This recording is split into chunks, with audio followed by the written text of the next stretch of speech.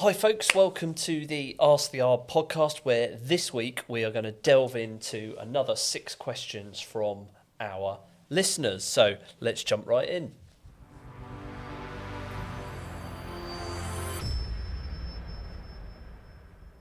So folks, before we get going, it's time for this. It's time for You Couldn't Plan It, the feature where me and my team have scoured the internet for stupid, silly and downright infuriating planning-related facts. Planning-related facts. One of these days I'll re-record that jingle without the weirdness.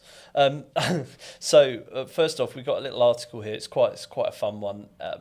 This is called the Roundhouse. So this roundhouse is sited in woods within the Pembrokeshire Coast National Park. It's just outside Newport, which is in Wales, and it was constructed without planning permission, they think, during the winter of 1997-1998. I don't think of that as very long ago, but it is a bloody long time ago now, isn't it? Nearly 30 years ago, which is absolutely crazy. That's when I started work as a countryside ranger. Interesting quote or fact of the week, to steal a James Sinclair thing. Okay, so the structure was basically, it was discovered in 1998 and it was challenged by the local planning authority, and they threatened it with demolition. It was granted retrospective planning permission in September 2008 with a review in 3 years' time, but to get from 1998 to 2008 is just nuts. The amount of arguing that went backwards and forwards on this was just absolutely crazy. This thing is at 10 metres wide. We'll try and put some pictures up. It's made of timber and grass sods. There's a few solar panels on the roof, but generally speaking, this thing is 100% natural. And interestingly, the local authority discovered it from the air, and this was in 1998. So there wasn't really any Google Maps or anything like that just then. But it led to a 10-year legal battle. 10 years they were fighting for this. I think I would have given up, which it included appearances in the Magistrates' Court, the County Court, and even the Crown Court. And there was a threat of a public inquiry, but it didn't quite go that far. The owners did say that they were going to comply with the court order and deconstruct the building. However, on the day of the deconstruction intending to take place, there was a well-organised protest which was organised by supporters, and the National Park decided to be a little bit more sympathetic with it. So the moral of the story there is, don't try and build an extension without planning permission, but if you want to build a roundhouse, you probably get away with it. So let's have a look at some questions from the listeners. Now, where did I get to last week? Number 7.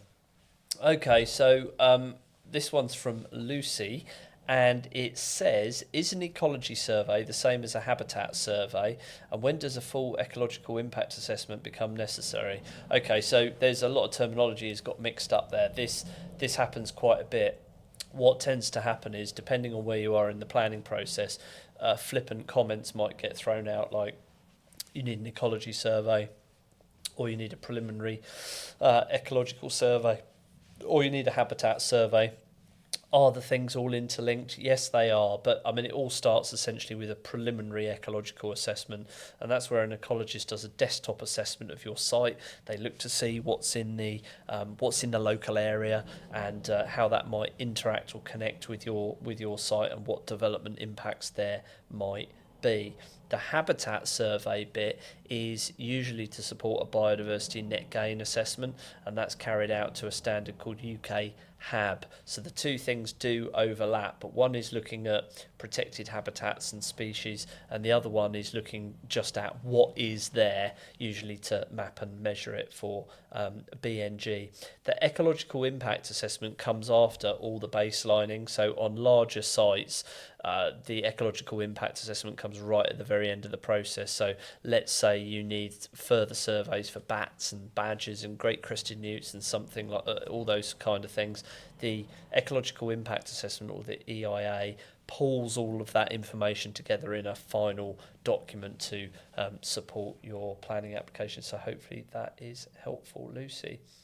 The next one here, no name on this one. What's a biodiversity net gain requirement and how does it interact with tree surveys in a planning application?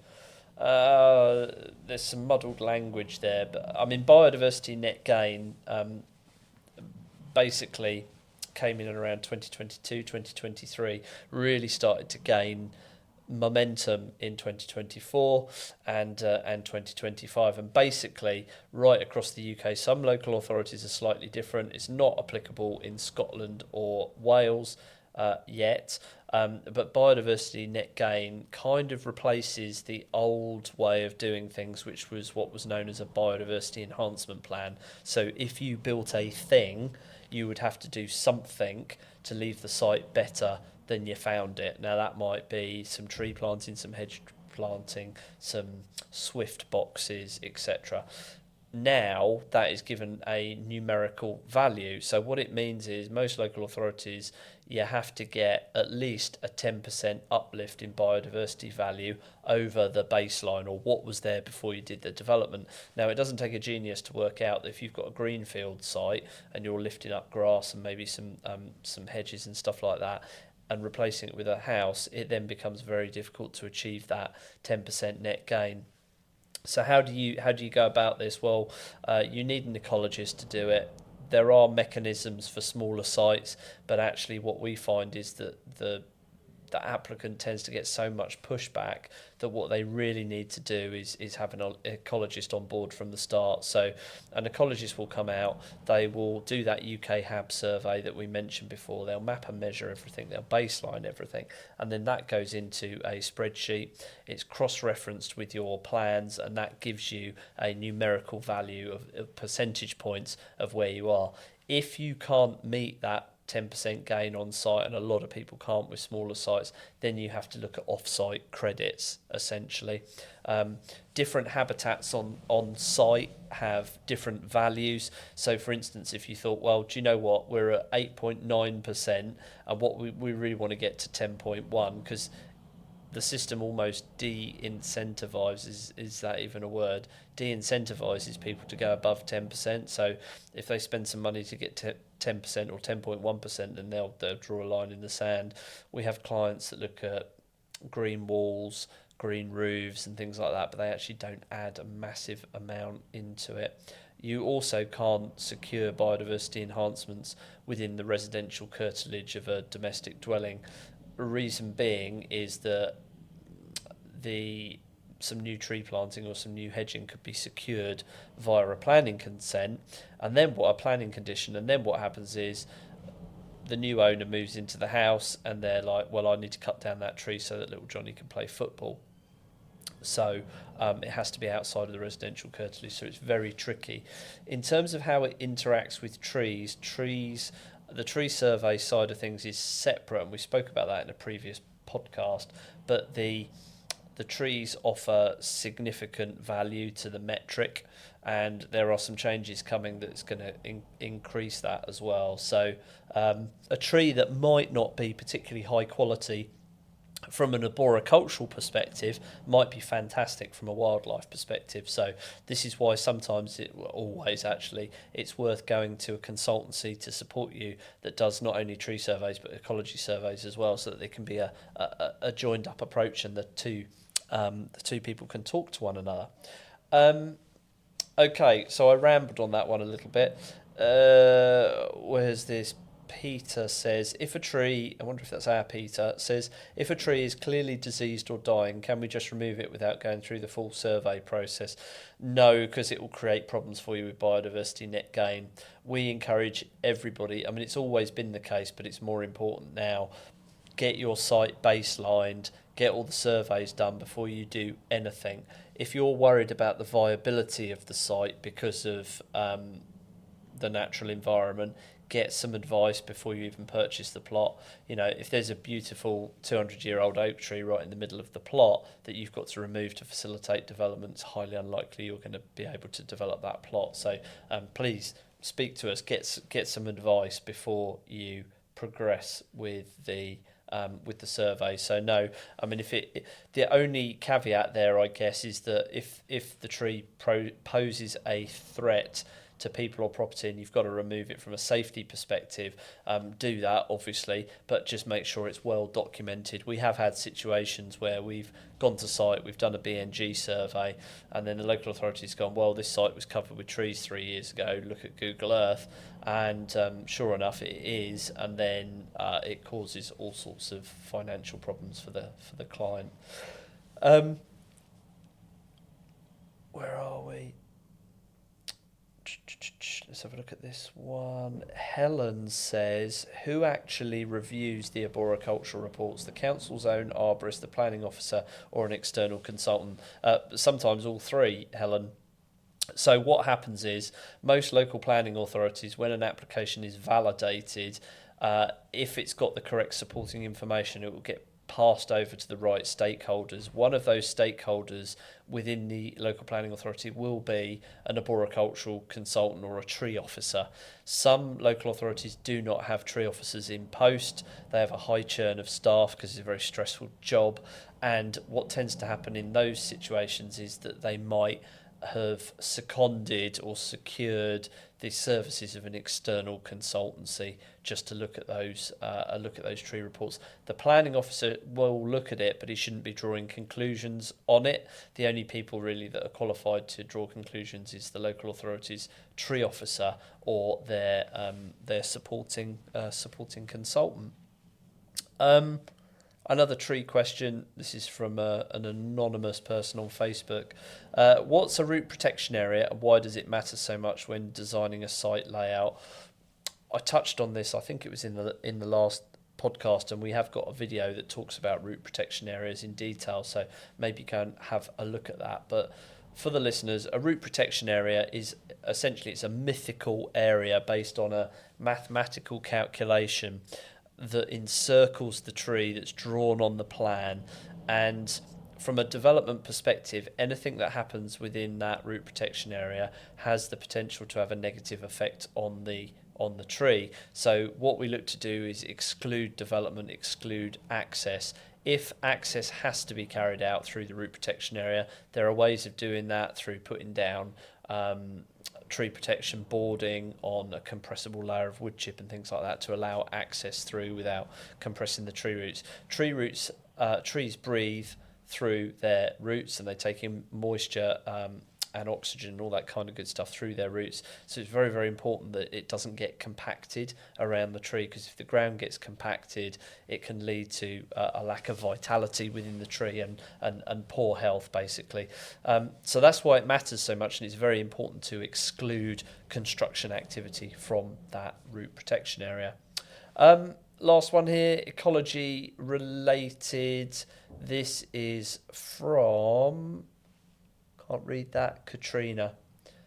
Can bat surveys be triggered by trees alone, even if there's no building on site? What time of year do they have to be done?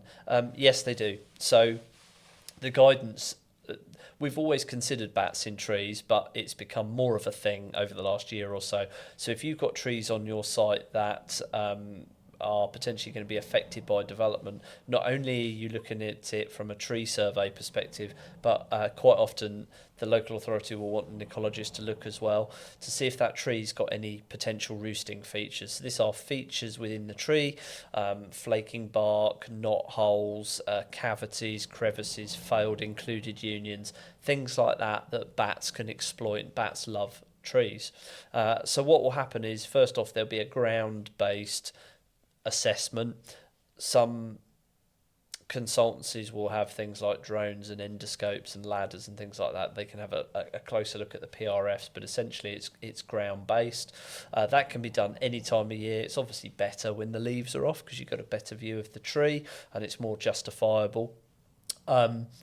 And if the